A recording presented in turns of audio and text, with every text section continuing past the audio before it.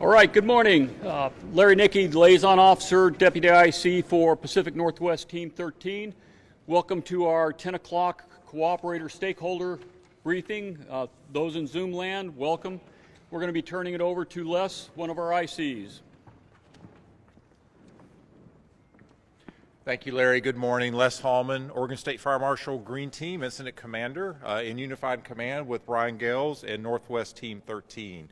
A little bit of good news today is that if things go well during this operational period, our assets, our structural firefighters, and actually our incident management team will be demobbing tomorrow, and that's a good sign.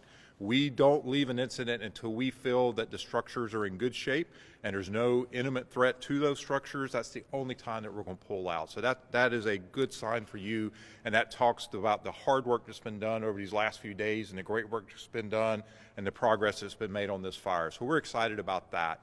I just want to take an opportunity to thank the community. Our hearts are with you still. We know you're hurting, and we're hurting with you. We've seen what you've been through. And I just want you to know there's a lot of people in this country that are standing behind you and wrapping our arms around you and trying to help you be on a path of success and recovery. I want to personally thank Brian and his team. They went through this, they actually experienced this fire front with you. We're thankful none of them were injured, and they have just done an outstanding job unifying with us and working hand to hand with us. It's been a great experience, and our hats are off to them. And then finally, I just want to close with the team that's going to be replacing us is Southwest Team 2. John Pearson is the incident commander. I've had the honor to work with John on other incidents in Oregon, and I will just say you as a community, you are in good hands. John has an incredible team, and they're going to do a good job for you and help get you into recovery. So thank you, and we wish you the best. Brian?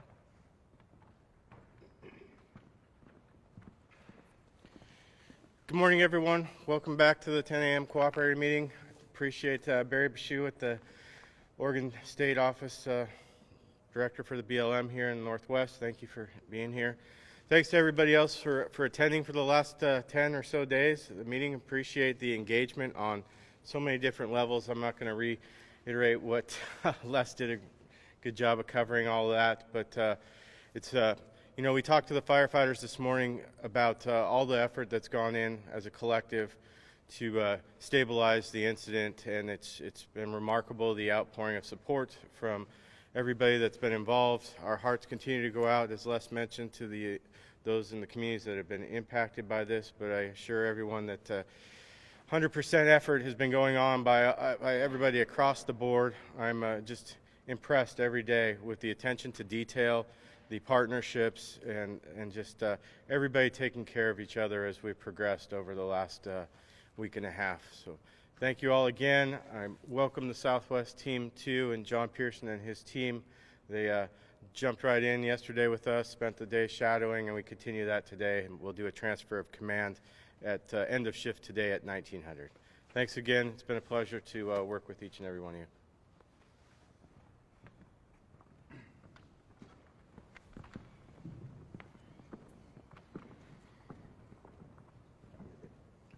Hello everyone, John Spencer, Planning Operations, Northwest Incident Management Team 13. First of all, I would like to express a heartfelt thanks from all of our resources that are out in the field, from our crew members to our leadership.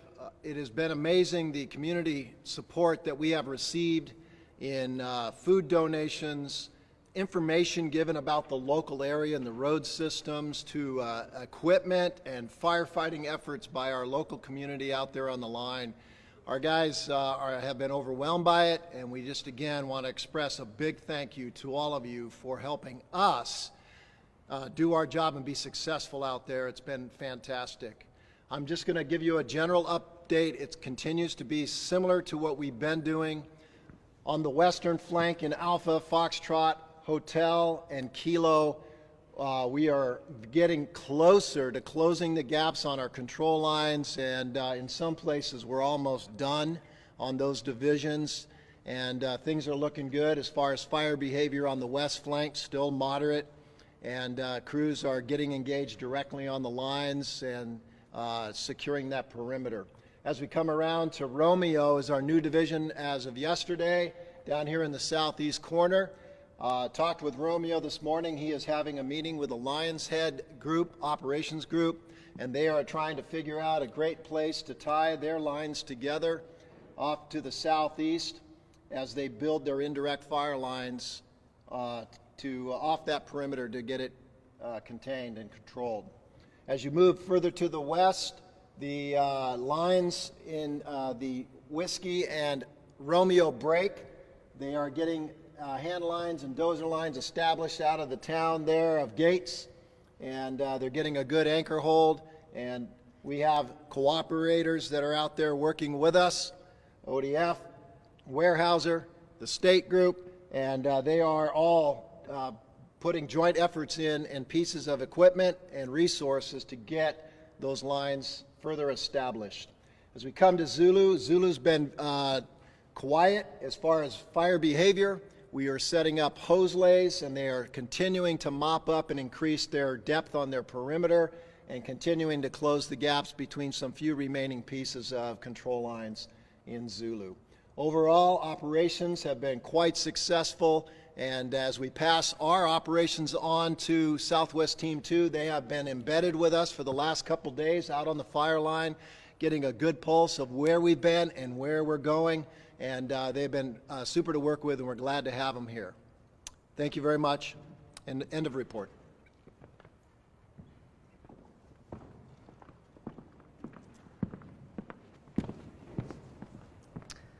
Good afternoon, Linda Ferguson, Fire Behavior Trainee.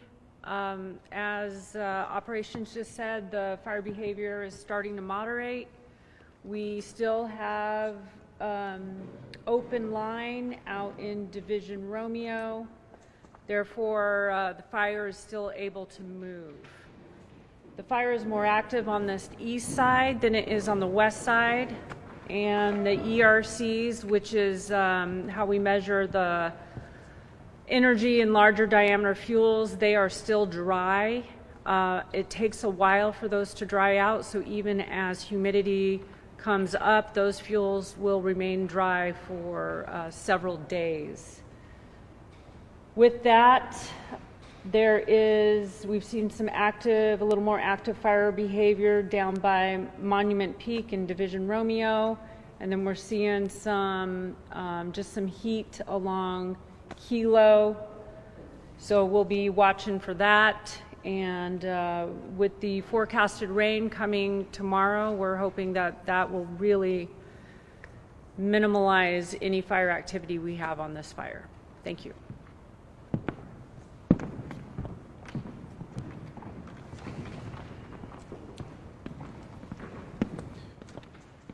Good morning, Shane Burnham, Incident Commander for the Marion County Sheriff's Office. We continue to evaluate and assess the evacuation levels in these communities as we work with our stakeholders to try to get these people back in their homes. That's what we're working on right now. We're also wrapping up one search and rescue mission, and then we'll be moving further east up to the Detroit area to identify any search rescue needs up there.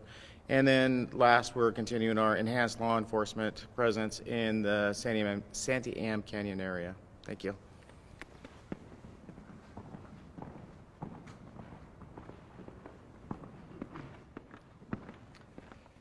Good morning, everybody. My name is Mike Agrond, and I'm the liaison officer with the incoming Southwest Area Type 1 Incident Management Team.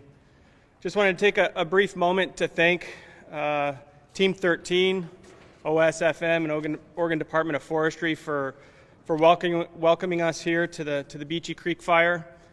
Tremendous amount of information shared with us here over the last couple of days, and we're feeling confident about our transition a little later this evening. Just a couple of updates from the liaison officer shop. We're going to continue the 10 o'clock Cooperators briefing that Team 13 has set up. We'll have just a small change in format as we'll look to shift to a more virtual environment. You all will receive a new Zoom link from our team later this afternoon, and that will have contact information for myself, my partner Aaron Baldridge, who I'll bring up here in just a moment, and also someone working on our behalf behind the scenes.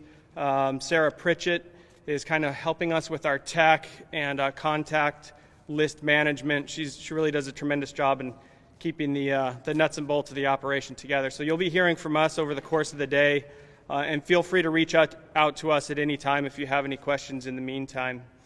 Lastly, I just want to say hats off to all of you for all of the tremendous amount of work that you've put in over the last 10 days plus.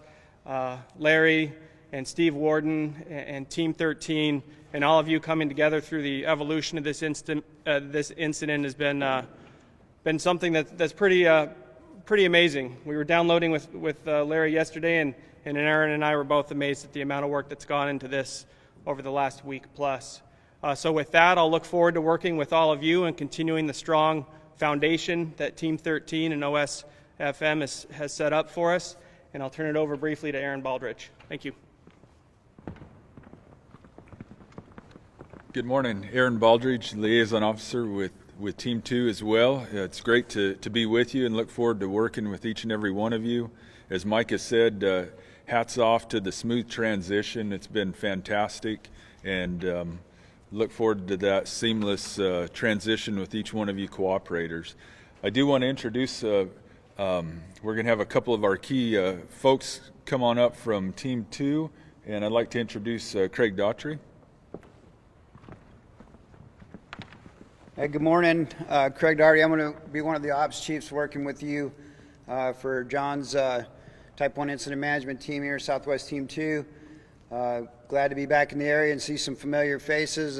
Again, I want to echo all the kudos to all of you that have been involved in this for quite a while here now. I know you've been through quite a traumatic event, and we're here to continue that dialogue with you. You'll find our team is pretty common sense, down to earth, very approachable, so please don't hesitate to come find us, ask us questions. We're here for you. We're here working for you in this community. We want to continue to build those relationships and continue to build those bonds. The op shop, you'll see myself. Travis Mayberry is going to be one of our folks that's here in camp.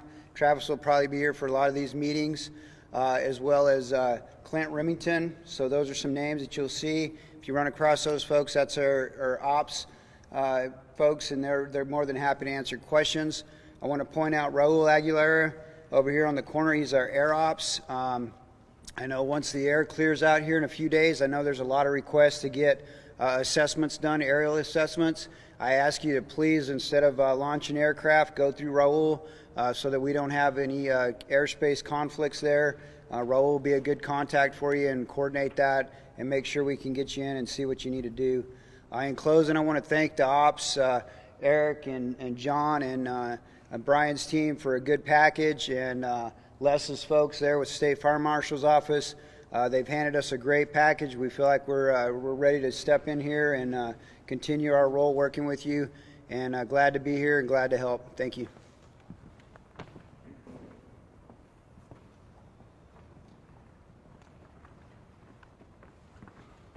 So good morning, everyone. I'm John Pearson. I'm the Incident Commander for Southwest Area Team 2. And, you know, I've been here since, probably 56 hours or so.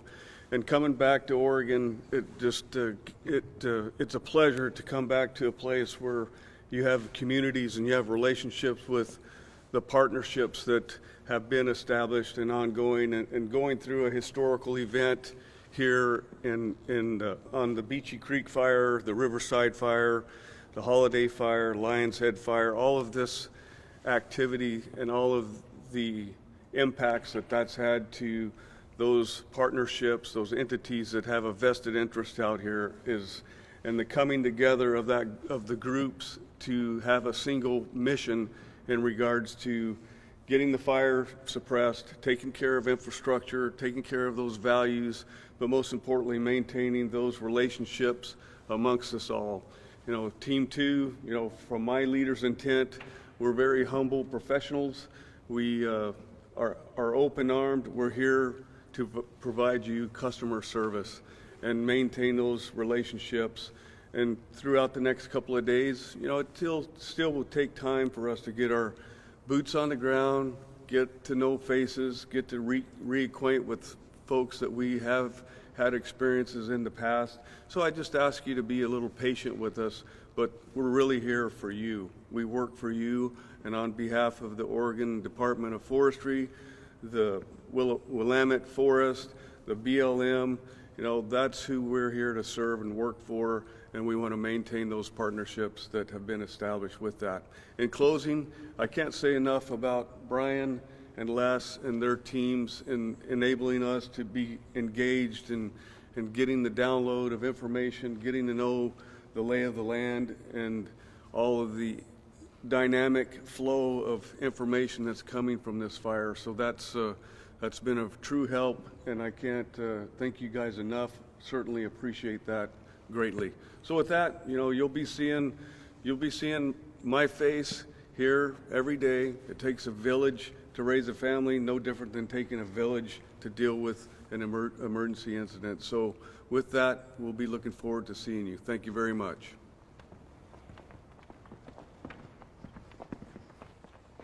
And so for your 2-minute recap, Micah will be sending out that new Zoom link. Our Zoom link that we're using currently will disappear with Team 13. The Southwest Team 2 will issue that new Zoom link. For those that are in Zoom land that have other staff, please forward that on to them that aren't on our cooperator list, but we know that's being shared with other people, so get that out to them. Micah will also make sure that he has Raul, our Air Ops person for Southwest Team 2's phone number there for those power companies and utilities that need to get flying to look at their lines once we have good weather and can allow that. I would like to just kind of personally and for Southwest or Pacific Northwest Team 13, thank everybody for all the cooperation. You know, this was truly a historic fire in many ways. I've been doing this for 42 years, and I've never seen the number of fires that were merging together all into one fire and then run 133,000 acres in a 10-hour period. That is an amazing amount of fire growth that none of us will probably ever see, we hope, in our lifetime again. And we saw that on multiple fires throughout the states of Washington, Oregon, and California. So thank you for all the fire departments, law enforcement, everybody else who's helped us try to get a handle on this fire. Stay safe. That'll conclude our meeting.